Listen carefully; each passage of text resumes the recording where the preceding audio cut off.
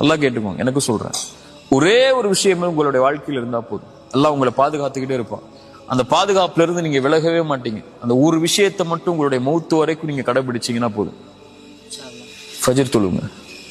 ரசூலுல்லாஹி ஸல்லல்லாஹு அலைஹி வஸல்லம் சொன்னாங்க, யார் ஃபஜ்ரை தொழுவாரோ அவர் அல்லாஹ்வுடைய பாதுகாப்பில் இருப்பவர். அல்லாஹ்வுடைய பாதுகாப்பில் இருப்பவரை எதுவும் தீண்டாது. ரசூலுல்லாஹ்வுடைய வார்த்தை இல்லையா?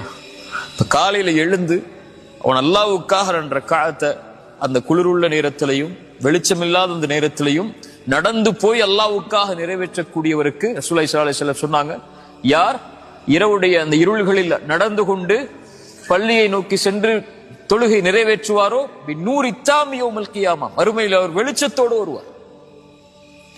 அல்லாஹ் அவரை பாதுகாக்கிறான். யார் ஃபஜ்ரை தொழுவாரோ அவரை அன்றைய தினம் முழுவதும் அவர் அல்லாஹ்வுடைய பாதுகாப்பில் இருப்பவர்.